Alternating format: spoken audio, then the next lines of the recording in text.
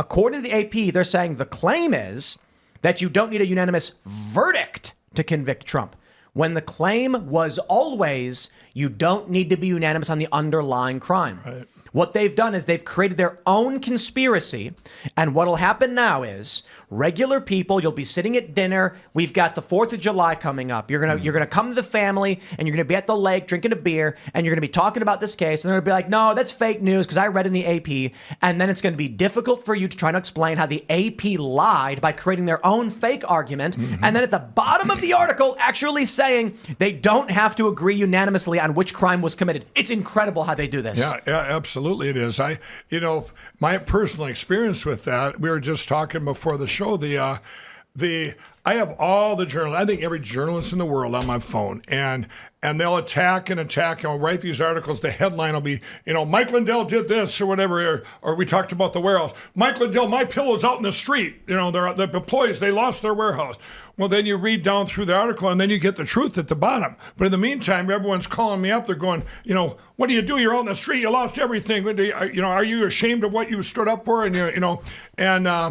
But that for me, I've used that as a way to get the word out even. And I was just saying, some of these journalists, I've actually become weird friends with them going, hey, you got to bash me a little more because otherwise your boss isn't going to print the article. It'll be too good. You know, I've done it before where I've had journalists from the New York Times and the Washington Post. I've given them my book to read.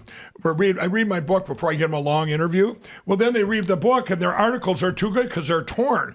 And they never got printed, the one for the New York or the Washington Post, I reshared it everywhere because it was like, wow, I can't believe it slipped by his boss, Oh, right. But my point being is people now are even getting wise to the articles you described because you see these headlines, but a lot of them aren't. A lot of them are still part of the brainwashing. Here's the headline. This is what the truth is. But the truth has been twisted so much by the news.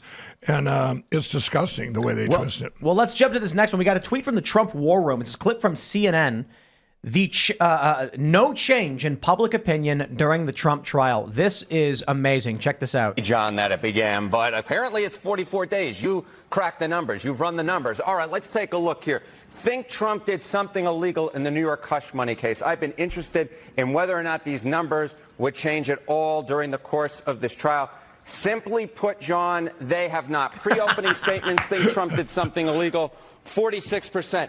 After the direct examination of Michael Cohen by the prosecution, look at where we are now, 46%. The percentage of Americans who think that the charges are very serious, in fact, dropped from 40% to a little bit more than 35% during the course of this trial. So, yes, perhaps things might have changed with those 12 jurors, but when it comes to the larger American public, there has been no change, at least so far, John. I really love how he had to write no with his finger on their stupid screen.